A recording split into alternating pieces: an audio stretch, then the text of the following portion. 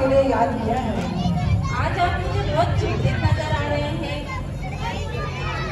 मंत्री जी, जब किसी पिता की पुत्री विवाह योग्य हो जाए तो उस पिता का चिंतित होना तो स्वाभाविक ही है। अरे महाराज, इसमें चिंता करने की क्या बात है? पड़ोसी राज्य में इतने योग्य राजकुमार हैं, हम किसी से भी अपनी पुत्री मुक्ति का विवाह करवा देंगे।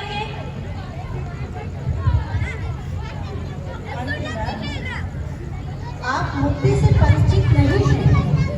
आप नहीं जानते मुक्ति के स्वभाव को। मैं जानती हूँ कि मुक्ति अपने स्वभाव से विपरीत किसी का भी वरण नहीं करेगी।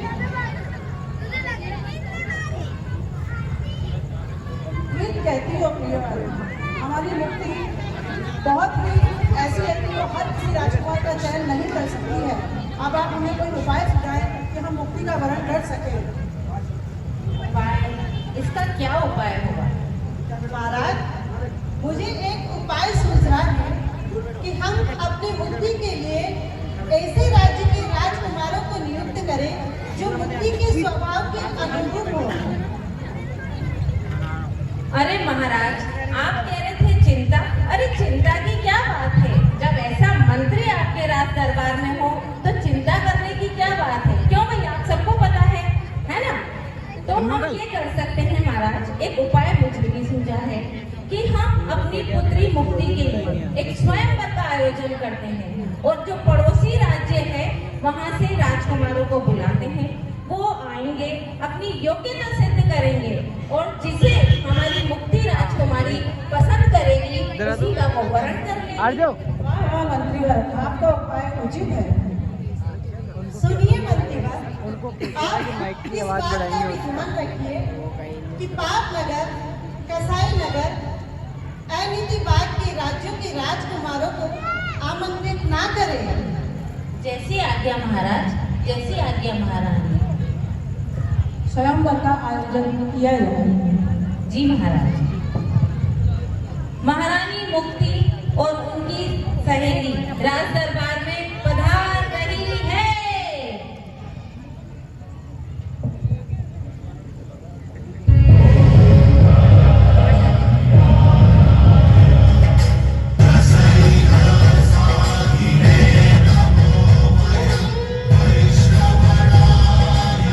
प्रणाम पिताश्री, प्रणाम माताश्री। प्रणाम पुत्री।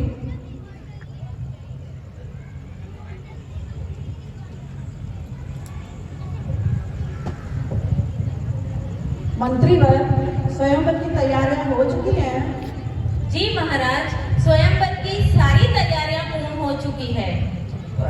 देवपुरी, अध्ययनपुरी, संयमपुरी, चैतन्यपुरी, शिवपुरी, सभी जगह के राजकुमार हमारे राज्य में पधार चुके हैं।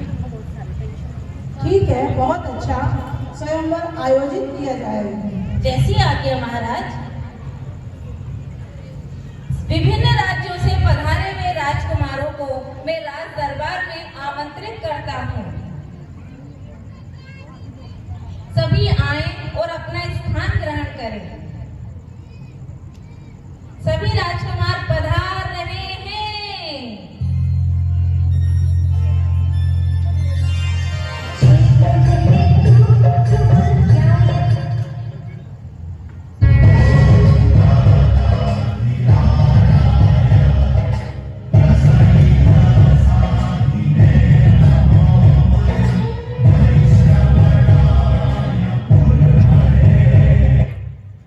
स्वयंवर के लिए हमारा राज दरबार अब तैयार है। हम स्वयंवर शुरू करते हैं। सबसे पहले मैं देवपुरी के राजकुमार देवराज को आमंत्रित करना चाहता हूँ कि वो आए और अपनी योग्यता सिद्ध करें।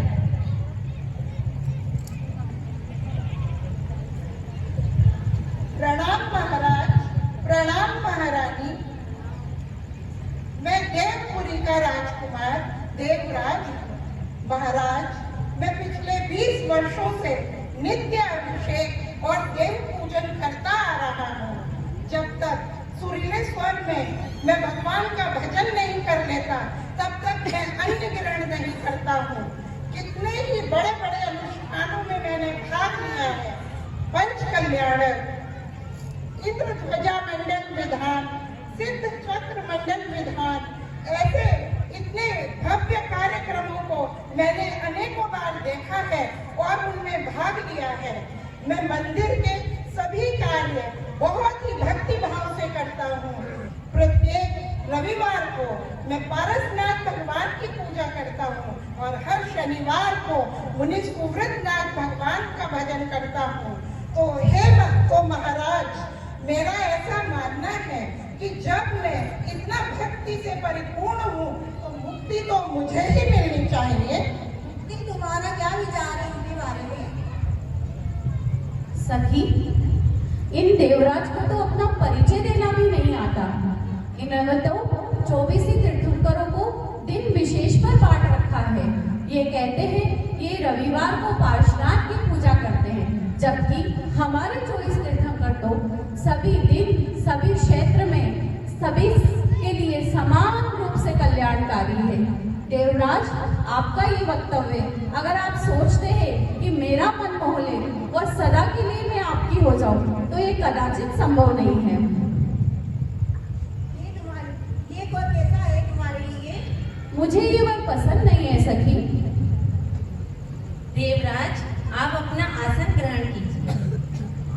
अब मैं अध्ययनपुरी से पधारे अध्ययन राज को आमंत्रित करता हूँ, वो आए और अपनी योग्यता सिद्ध करें। प्रणाम महाराज, प्रणाम महारानी।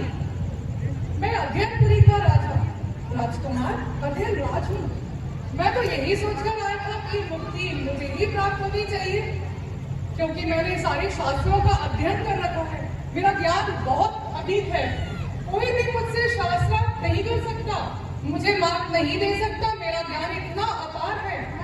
मैंने बहुत सारे शास्त्र पढ़े हैं और चंडाला, छेड़ाला, तत्वार सूट, भक्तामर स्रोत, ये सब तो मुझे कंठस्थ याद है। तो मुक्ति तो मुझे ही मिलनी चाहिए ना। और ऊपर से मैं इतना रूपवान भी तो हूँ, तो आप लोगों को क्या लगता है कि मुक्ति मुझे ही मिलेगी ना? ये तो तुम्हारे लिए योग्य है। अरे सखी, ये अध्ययन राज, इन्हें तो अपने अध्ययन पे बड़ा ही घमंड है। आप सभी जानते हैं, ऐसे अनेकों नेक महान आचार्य हुए हैं जिन्होंने इन ग्रंथों को कंठस्थ याद किया था, और तो और ऐसे महान आचार्य जिन्होंने इन ग्रंथों की रचना करी, उनके मन में रंच मात्र भी घमंड नहीं था। और हे अध्ययन राज, तुम्हें इस अधूरे ज्ञान पर इतना घमंड, इस अधूरे ज्ञान से अगर तुम भवसागर से पार होकर मुक्ति को वरना चाहते हो, तो मुक्ति कदाचित तुम्हारी नहीं होगी। ये तो तुम्हारे योग्य है ही नहीं सखी, ये मेरे योग्य वर नहीं है। अध्ययन राज, आप भी अपने स्थान ग्रहण करें। अब मैं संयम राज से पधारे संयम राजकुमार को आमंत्रित करती हूँ कि वो आए और अपना परिचय दें। प्रणाम महाराज, प्रणाम महारानी। मैं संयम बाग का राजकुमार संयम राज हूँ। वैसे तो महाराज, मुक्ति का निर्णय ही सर्वोपरि होगा, फिर भी आप मेरा जीवन एक बार देख लें। मैं षटकाय के जीवों का किंचित मात्र भी विवेचना नहीं करता। मेरा खान पान में अत्यधिक मर्यादित है। मैं पानी छानकर पीता हूँ। मैंने पांचों इंद्रियों पर विजय पाई है। मैं सर्दी, गर्मी, धूप, बरसात, किसी में भी कोई भी कार्य को सहज कर लेता हूँ। मैंने पर्वतों पर बैठकर बड़ी तपस्या की है। मैं बाहरी खाद्य पदार्थ, पिज्जा, बर्गर कुछ भी नहीं खाता। मैं पानी छानकर पीता हूँ। रात्रि भोजन का मेरा बिल्कुल त्याग है। इस तरह तो मुक्ति मुझे ही मिलनी चाहिए। आओ मुक्ति, मेरा वरण करो। ये तो तुम्हारे योग्य होगा ही। इनको कर दो ना। हे संयम राज, तुम्हारा प्रस्ताव बहुत ही अच्छा है, लेकिन तुम अभी सिर्फ इंद्रिय संयम पे अटके हो, इसलिए तुम मेरा मन पूरी तरह से नहीं लुभा पा रहे हो। क्योंकि हमें तो इंद्रिय संयम के साथ साथ प्राणी संयम भी चाहिए। हमें ऐसा शाश्वत संयम चाहिए जो हमारी आत्मा का संयम हो और हमें परम आनंद की अनुभूति दिलाए। सखी, राजकुमार, आप मेरा मन मोहित नहीं कर पाए, मुझे क्षमा करें। ये तो तुम्हारे योग्य है ही सही। नहीं सखी, ये मेरे योग्य वर नहीं है। संयम राज, आप भी अपना स्थान ग्रहण करें।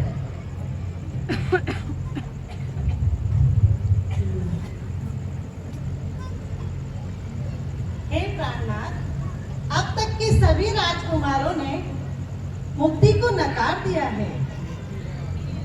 मुक्ति ने नकार दिया है। क्या मुक्ति का स्वयंवर अवरोध हो जाएगा? मैं बड़ी चिंता में हूँ कि मुक्ति के योग्य वर मिलेगा भी या नहीं।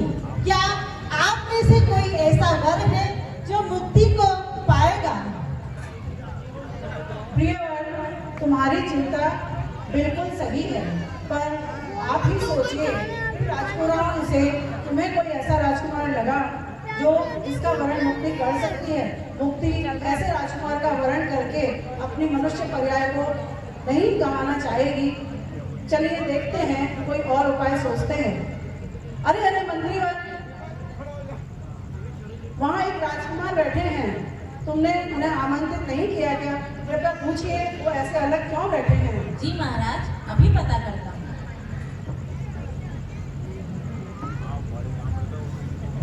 राजकुमार, आप ऐसे क्यों बैठे हैं? सभी राजकुमारों ने मुक्ति को पाने के लिए यहाँ अपनी योग्यता सिद्ध की है और आप बिल्कुल चुपचाप बैठे हैं। आप भी आइए और अपनी परिचय दीजिए।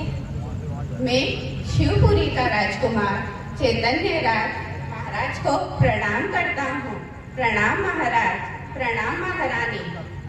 मैं देख रहा हूँ कि इस जगत में मुझे कुछ रुचिता ही नहीं है। परिद्रव्य में कर्तव्य और ममत्व ही दुख का कारण है। निज स्वभाव में रहने में इतना आनंद आता है कि बाहर देखने का मन ही नहीं करता। और जब से ये निर्णय हुआ है कि परिद्रव्य के कर्ता हर्ता हम नहीं हैं, तब से स्वयं में ही रहने में आनंद आता है। अब तो यह भी ज्ञान हो गया है कि क्या ग्रहण करने योग्य है और क्या छोड़ने योग्य है।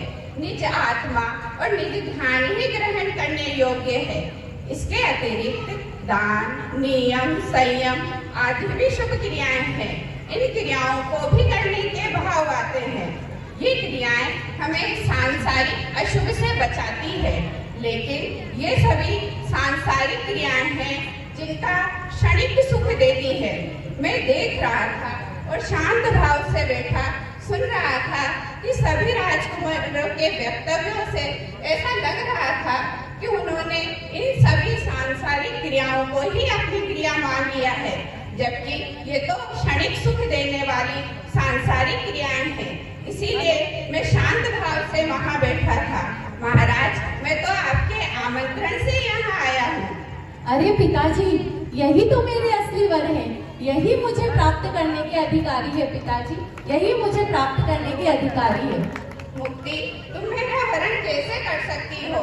मेरा अभिप्राय तो अपनी दृष्टि से है, पर्याय दृष्टि से नहीं। अरे, मैंने भी कब से स्वयं को पर्याय रूप अनुभव किया है, परंतु अब मैं स्वयं में समा जाना चाहती हूँ। आओ चेतन राज, हम साधी अनंत काल के लिए एक हो जाए। हमारी मुक्ति ने शिवपुरी के राजकुमार का वरण कर लिया है। बाकी जो भी राजकुमार यहाँ पधारे हैं, मैं उनका आभार व्यक्त करता हूँ और वो बिल्कुल भी हताश ना हो, क्योंकि अगर हमें वास्तव में मुक्ति चाहिए तो हमें पुरुषार्थ तो करना ही होगा। जैसा पुरुषार्थ हमारे तीर्थंकर वर्तमान में आचार्य भगवान विद्यासागर जी महाराज ने किया और इतनी अच्छी समाधि को उन्होंने प्राप्त किया, तो मेरा यही कहना है कि यदि हमें मुक्ति चाहिए तो हमें अपने आप को और अपने स्वभाव को अपने आप में देखना चाहिए। आप सभी हमारी मुक्ति के स्वयंवर का साक्षी बने और मुक्ति को आशीर्वाद दें और सभी